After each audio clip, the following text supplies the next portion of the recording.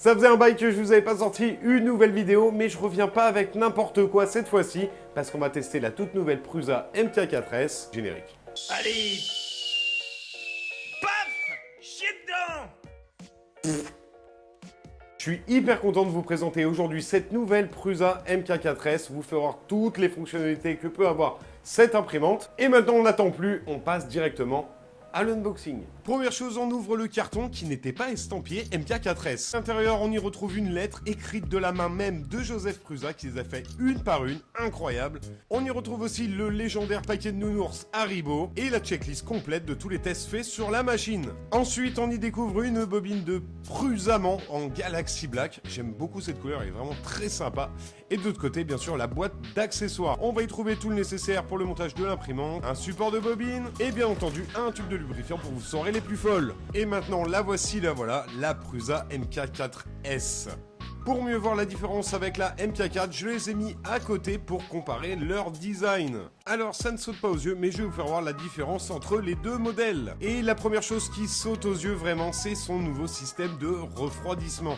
Et ce système de ventilation, on va en parler beaucoup plus précisément, parce que c'est sans doute la plus grosse nouveauté de la part de Prusa. Donc sur la Prusa MK4, on avait un ventilateur latéral qui fonctionnait déjà très bien, alors que sur la Prusa MK4S, on va trouver le ventilateur positionné à 45 degrés par rapport à la tête d'impression. Autre chose, le design du fan qui va permettre d'avoir un refroidissement à 360 degrés autour de la buse. Autre détail beaucoup plus subtil, eh bien, certaines pièces de la Prusa MK4S ont été injectées, alors que d'habitude, toutes les pièces sont imprimées en 3D. Et en parlant impression, certaines pièces de la Prusa MK4S ont été imprimées avec un PETG chargé en carbone. C'est pour avoir plus de solidité. Donc on va parler plus précisément du nouveau système de ventilation de Prusa. Tout ce que j'ai à dire, eh ben ça fonctionne sacrément bien. Oh un putain, je m'en doutais. Donc la première chose que j'ai faite, bien entendu, c'est d'insérer la clé USB dans la machine et d'aller voir ce fameux fichier de test. Parce que ouais, on nous en avait parlé juste avant de recevoir la machine et j'étais quand même assez curieux de voir le résultat. Mais pour avoir un avis différent, ce que j'ai fait, c'est que j'ai lancé le même fichier sur les machines que j'avais à côté de moi.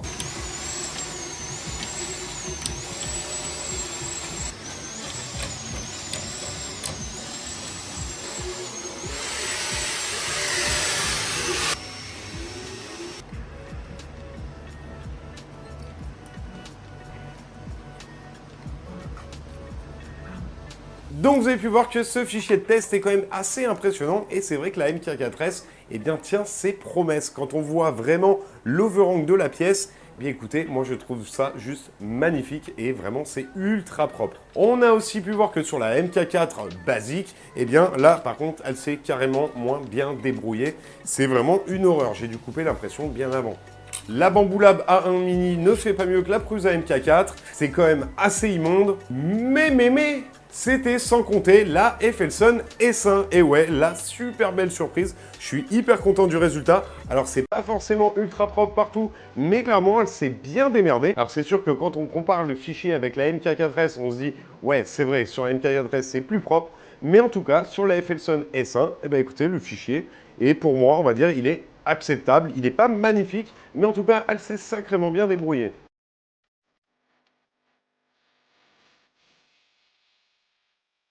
Donc maintenant, pour parler des nouvelles bus sorties en collaboration avec Bontech, et bien écoutez, sur le papier, ces nouvelles bus vont augmenter le débit de 50% sur le PLA. C'est juste énorme! Tout ça juste en modifiant une petite buse. Là où c'est le plus dingue, c'est sur le polycarbonate où on arrive à avoir un débit à 72% plus élevé.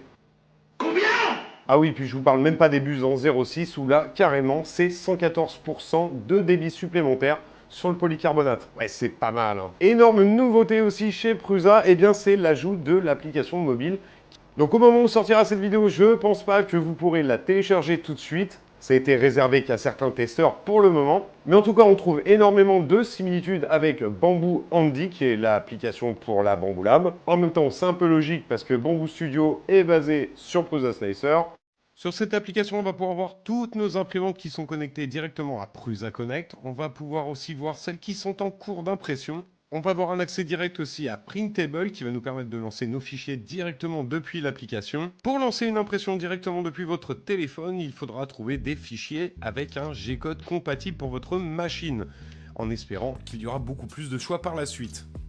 En tout cas, on y trouve toutes les infos nécessaires, comme votre historique d'impression, vos fichiers en cours, vraiment une application bien foutue. Maintenant, un autre sujet, c'est la vitesse d'impression. Alors, ce qu'il faut savoir, chez Prusa, on ne livre jamais vraiment de vitesse. Et je trouve ça pas plus mal parce que en ce moment c'est la grande course à la vitesse. Enfin, ça fait déjà à peu près 2 ans que c'est comme ça. Et quand on voit la FLSUN S1 qui est donnée pour 1200 mm/s en impression, ouais. D'ailleurs, pensez à vous abonner parce que le test de la FLSUN S1 arrivera très bientôt. Mais une chose de très important, c'est pas parce que vous augmentez la vitesse, l'accélération par 2 que vous allez imprimer 2 fois plus vite. Surtout si vous imprimez ce genre de petites pièces, le temps de faire l'accélération, ça se comptera en millièmes de seconde. Au final, vous allez peut-être gagner 10 secondes sur votre impression, mais en tout cas une imprimante qui fait du 5000 par rapport à une 10 000 en accélération, bah écoutez, ça va se jouer kiff bourricot. Ok, boomer. Putain la vache, ça, je crois que je l'ai pas sorti depuis un sacré bail. Alors ici, ce n'est pas un résultat de mes impressions, mais directement Prusa qui m'a envoyé cette pièce imprimée en 3D pour une seule et bonne raison. Une dernière nouveauté, c'est que Prusa nous a sorti la stabilité des couleurs. Cela va garantir à votre impression de ne pas perdre de couleurs ou alors d'avoir de grosses différences avec le filament que vous avez utilisé. Et ce genre de choses arrive très régulièrement, surtout quand on imprime vite. J'ai voulu tester par moi-même, donc c'est pour ça que j'ai pris une bobine de Biofusion de chez Extruder Gold. Comme vous pouvez le voir, je n'ai pas de variation de couleur entre la bobine et l'impression, donc pour moi ça fonctionne vraiment plutôt très bien. On passe à la seconde impression où j'ai imprimé ce fidget toy. Eh bien écoutez, regardez, en termes de précision, il n'y a rien à dire, ça fonctionne très bien. Cependant, j'ai eu un seul petit défaut, je vais pas vous le cacher, mais ça c'était tout simplement dû à mon plateau qui était mal nettoyé. On voit très bien qu'on a une très belle restitution des couleurs et qu'on n'a pas de variation vraiment très visible. Ensuite, j'ai lancé une impression de cette scoop, donc ça sert en gros à ramasser des trucs. Par exemple, je m'en sers pour les croquettes de mon chien. Et en tout cas, le résultat est vraiment bluffant, c'est vraiment propre de chez propre. Et surtout avec ce filament couleur émeraude, bah écoutez, moi j'adore, c'est un grand oui. Il y a un peu moins d'une semaine, on a fait un direct sur ma chaîne YouTube où je vous ai appris à modéliser ce dessous de verre. Alors j'ai voulu le réimprimer cette fois-ci avec la MK4S et regardez-moi ça, c'est vraiment magnifique. J'ai utilisé le filament bleu Alpine de chez Francophile ainsi que le filament blanc Biofusion White de chez Extruder. Autre pièce fournie directement par Prusa, ce petit bol, voilà, avec un effet un peu bois. Il n'y a rien à dire, c'est propre, je vais pas m'attarder dessus. Et là aussi, dernière pièce fournie par Prusa, donc une jante avec un pneu imprimé en TPU. Il n'y a rien à dire, la qualité du TPU est vraiment magnifique. Donc ça va me donner encore envie d'en imprimer des tonnes. Donc pour conclure tout ça, écoutez, je trouve que c'est une évolution logique, intelligente de la Prusa MK4. On a ce nouveau système de ventilation qui n'est pas là pour faire joli parce qu'on a vraiment vu la différence. On a pas mal de petites choses sur lesquelles Prusa est venu travailler, notamment les buses. Vous avez vu qu'on peut augmenter le débit juste en modifiant les buses. Avec ce nouveau système de ventilation, on va aussi éviter d'imprimer certains supports, donc du coup on va encore gagner plus de vitesse. Là où d'autres concurrents vont privilégier mettre des plus gros moteurs ou des plus grosses accélérations avec des cartes mères bien gonflées comme ça. Eh bien Prusa a fait le choix de la sagesse, c'est-à-dire de prendre l'existant pour faire quelque chose de nouveau.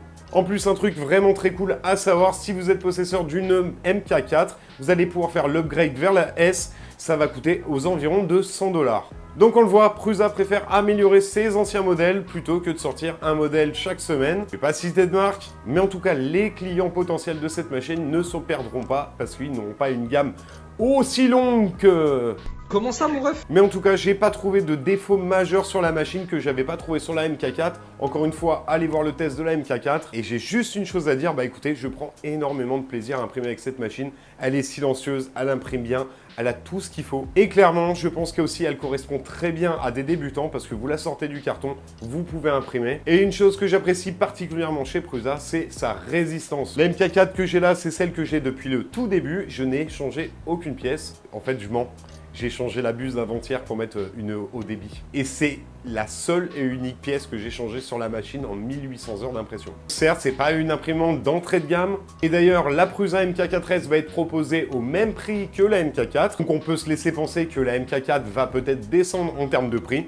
En tout cas, si tout ça vous intéresse, je vous ai mis les liens dans la description. Et j'ai aussi d'autres contenus qui vont arriver, notamment de tests de la Prusa XL et de la FLSON S1. Donc on n'hésite pas à s'abonner. Et puis... eh ben, j'ai pas d'inspi. Mais en tout cas, si vous avez un mot ou une expression que vous voulez que je dise maintenant en fin de vidéo, vous me le dites en commentaire et dans la prochaine vidéo, on changera tout ça. Un peu nul, mais bon print.